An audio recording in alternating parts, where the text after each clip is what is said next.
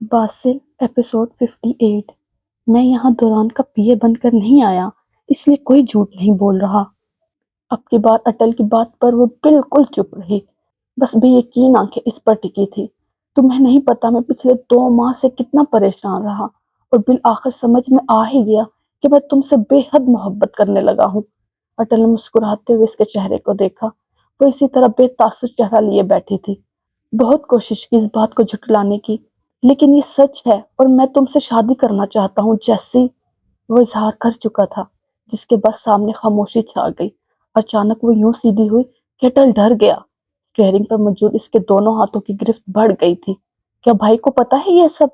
اچانک جیسیکا کے سخت لہجے میں کئی الفاظ گونجے تو وہ اداس سے لہجے میں برداشت سا جواب دے گیا، نہیں تو پھر رشتہ تو ان سے ہی مانگو گے نا۔ وہ مسکرائی اور پھر ہنس دی، جھرنے کے جیسے کھلکھلاتی ہنسی کے جلت رنگ اٹل کے چہرے کو رونق بخش گئے۔ وہ ہنس رہی تھی اور محبت اور شرارت سے دیکھ رہی تھی۔ ہیلو باسل، اسپیکر سے آتی آواز پر دوران ایک دم سے چوکنا ہوا۔ جی؟ کیلیفورنیا کنگ ہسپتال پہنچے فوراً۔ کیا ہوا؟ دوران نے نیند سے بوجھل ہوتی آواز میں پھر سے پوچھا۔ نگاہیں گھوم کر دیوار پر لگی گھڑی پر گئیں۔ صبح کے 4 بج رہے تھے۔ آپ ہسپتال پہنچے، وہاں آ کر سب پتہ چل جائے گا۔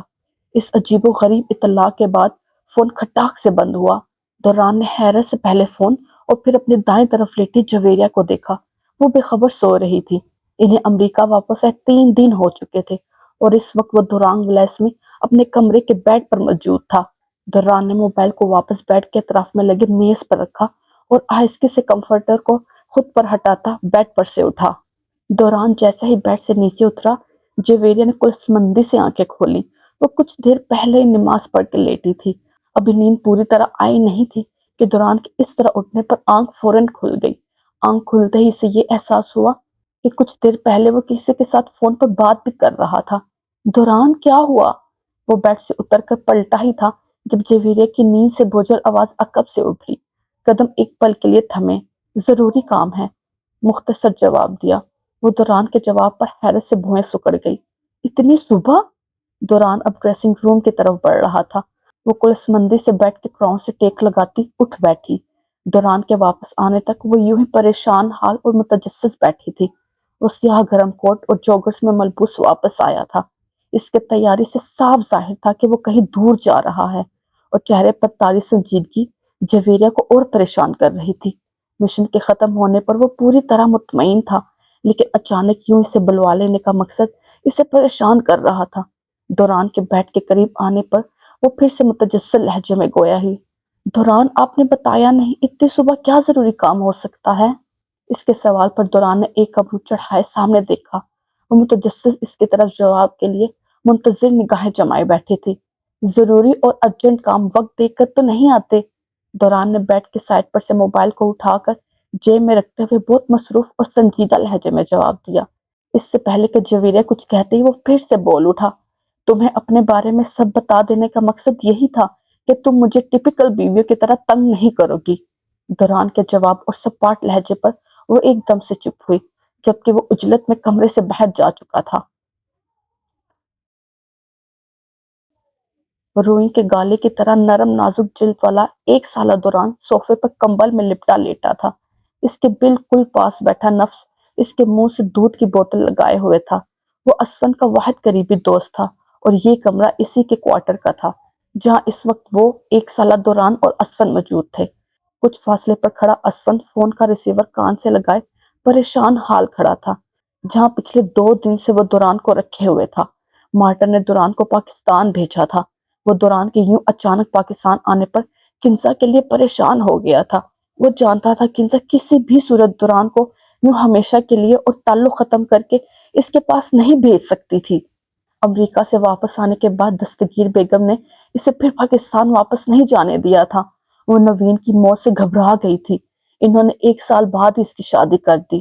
وہ اپنی زندگی اور کاروبار سیٹ کرنے میں ایسا الجھا کہ کنزا کی طرف سے غافل ہو گیا، اور اب یوں اچانک دوران کے پاکستان آنے اور کنزا کی حالت کے بارے میں سن کر وہ بمشکل مارٹن سے رابطہ کرنے میں کامیاب ہوا تھا۔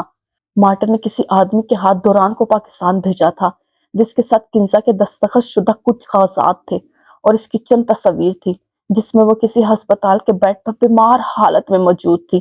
کاغذات میں صاف درج تھا کہ وہ دوران کو اپنی مرضی سے اسون کے حوالے کر رہی ہے کیونکہ وہ خود اب اسے پالنا نہیں چاہتی۔ مجھے کنزا سے بات کرنی ہے، آپ میری اس سے بات تو کروا سکتے ہیں۔ فون ریسیور کو کان سے لگائے وہ مضطرب لہجے میں گویا ہوا۔ دوسری طرف مارٹن خاموش ہو گیا تھا۔ اس کا دوران پر یہ احسان اسی پر بھاری پڑ رہا تھا۔ آپ چپ کیوں ہے؟ کوئی جواب تو دے۔ وہ بات کرنے کی حالت میں نہیں ہے۔ دوران کو تم تک پہنچا دینے کا مطلب یہی ہے کہ وہ اس کو مزید سنبھال نہیں سکتی۔ آپ کم سے کم مجھے اتنا تو بتا سکتے ہیں کہ وہ امریکہ کے کس ہاسپٹل میں ہے؟ میں اس سے ملنا چاہتا ہوں۔ نہیں، میں نہیں بتا سکتا ہوں۔ اتنا احسان بہت ہے کہ تمہارا بچہ تم تک پہنچ گیا ہے۔ تم اب مجھ سے بھی کوئی رابطہ نہیں رکھنا، مارٹن نے سپاٹ لہجے میں کہا اور فون بند ہو گیا۔ ہیلو ہیلو، اسون نے بے چینی سے ریسیور میں کہتے ہوئے فون کے بٹن پر ہاتھ مارا، لیکن سب بیکار تھا۔ فون بند ہو چکا تھا۔ اسون نے فون واپس رکھا اور مایوس صورت بنائے واپس پلٹا۔ ریاض نے دوران کے منہ کو لگائے دودھ کی بوتل ایک طرف رکھی اور سوالیہ نگاہوں سے اسون کی طرف دیکھا۔ دوران لمبے پلکے پھولے ہوئے نرم گالوں پر گرائے گہری نیند میں تھا۔ فون کاٹ دیا اس بدتمیز انسان نے۔ کم سے کم میری کنزا سے بات تو کروا سکتا تھا، اسون نے دلگیر لہجے میں کہتے ہوئے بالوں کو ہاتھوں میں جکڑا۔ وہ یوں دوران کو لے کر بے حد پریشان تھا۔ دوران کی آمد نے اس کی متوازن رفتار میں چلتی زندگی میں خلل پیدا کر دیا تھا۔ گھر میں عصمت کی طلاق کو لے کر پہلے ہی بہت پریشانی چل رہی تھی اور اب دوران کی ایسی آمد، وہ بالوں کو ہاتھوں میں تھامے مضطرب کھڑا تھا۔ ریاض نے اسے بغور دیکھا اور پھر سیدھا ہوا۔ تم کیوں اتنے پریشان ہوتے ہو؟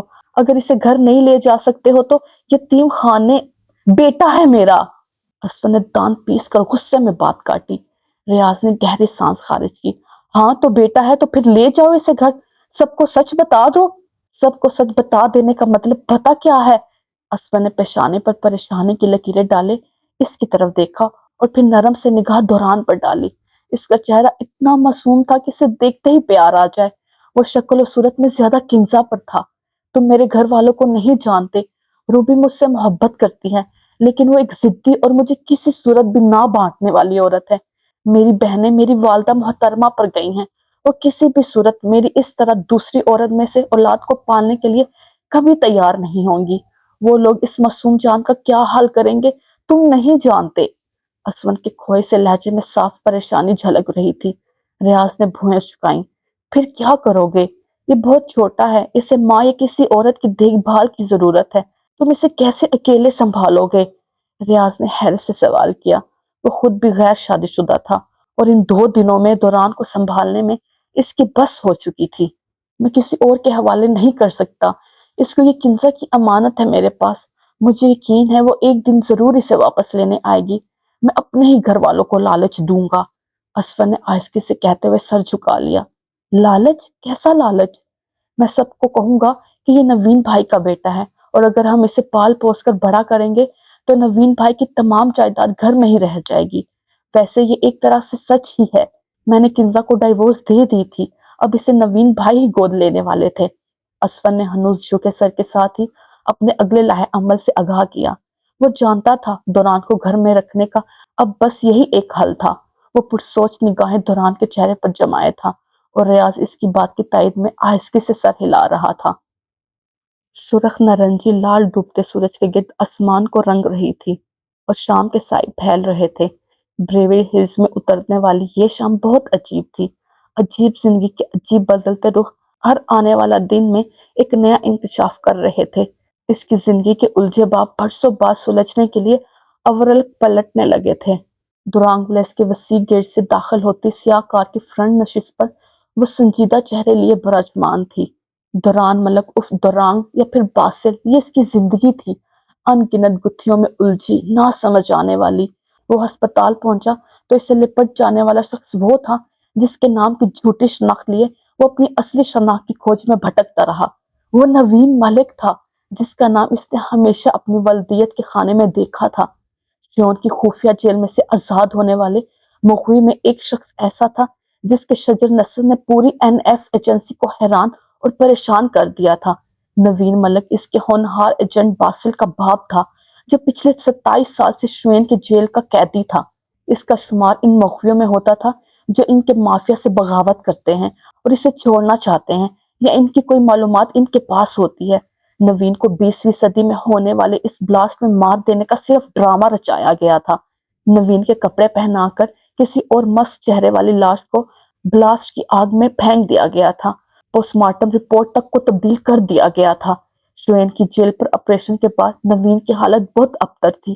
وہ اپنی عمر سے کہیں زیادہ بوڑھا ہو گیا تھا۔ اس کی ٹانگیں کام کرنا چھوڑ چکی تھی۔ ہفتوں زیر علاج رہنے کے بعد جب اس کا بیان لیا گیا تو اس کی کہانی، شناخت اور حقیقت نے سب کو دنگ کر دیا، اور آج تمام ضروری کارروائی کے بعد اسے دوران کے حوالے کر دیا گیا۔ گاڑی دوران گلاس کے پورچ میں آ کر رکی تو گارڈ نے فوراً دوران کی طرف کا دروازہ کھولا۔ وہ سیاہ کوٹ میں ملبوس بس سنجیدہ چہرے کے ساتھ گاڑی سے باہر نکلا۔ ملازم ہاتھ باندھے اس کے حکم کے منتظر تھے۔ ان کو ویل چیئر پر اندر لے کر آؤ۔ دوران نے پاس کھڑے ملازموں کو کار کی پچھلی نشست پر حیرت زدہ بیٹھے نوین کی طرف اشارہ کرتے ہوئے حکم دیا، اور خود قدم لاؤنج کی طرف بڑھا دیے۔ وہ کار میں بالکل خاموش رہا تھا۔ نوین اسے غور سے دیکھتا رہا مگر کوئی بات نہیں کی۔ وہ ہر چیز کو، ہر جگہ کو حیرت سے دیکھ رہا تھا، ایسے جیسے کوئی مردہ 30 سال بعد زندہ ہو کر لوٹ آئے اور بدلی دنیا کو دیکھ کر دنگ رہ جائے۔ لاؤنج میں دوران پہلے سے ہی اسون، روبی اور برہان اور سبینہ کو اکٹھے ہونے کا پیغام بھیج چکا تھا۔ دوران کے پیچھے ہی لاؤنج میں ویل چیئر پر بیٹھے بوڑھے شخص کو دیکھ کر اسون اور روبی کی آنکھیں کچھ پل کے لیے ہی چندی ہوئیں اور پھر پھیل گئی۔ نوین ٹپٹپائی نگاہوں سے اسون کی طرف دیکھ رہا تھا۔ نوین بھائی! کچھ ساکن پلوں کے بعد اسون کی حیرت زدہ آواز ابھری۔ نوین نے جھری زدہ آنکھوں میں آنسو بھر کر سر کو اضطراب میں ہلایا۔ دوران، یہ کیسے؟ یہ تو نوین بھائی ہیں! آپ زندہ ہیں!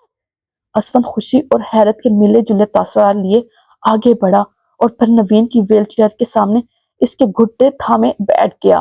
نوین نے نقاہت سے کانپتے ہاتھ اٹھائے اور اسون کے گال پر رکھ دیے۔ اسون کی آنکھوں میں بے یقینی تھی اور نوین کی آنکھوں میں کتنے ہی سوال تھے جن کو پوچھنے کے لیے وہ بےتاب تھا۔ جاری رک جائیں۔ آپ نے اس ویڈیو کو لائک کیا؟ نہیں کیا نا؟ تو پلیز لائک کر دیں، اور چینل کو سبسکرائب کیا؟ وہ بھی نہیں کیا ہوگا یقیناً، تو وہ بھی کر دیں پلیز۔ اور اینڈ پہ کمنٹ کیا آپ نے؟ نظر آ رہا ہے آپ نے کمنٹ نہیں کیا، تو وہ بھی کریں تاکہ پتہ چلے یہ ویڈیو کہاں سے دیکھی جا رہی ہے۔ ٹیک کیئر، اوکے، اللہ حافظ، take care, tata, bye bye.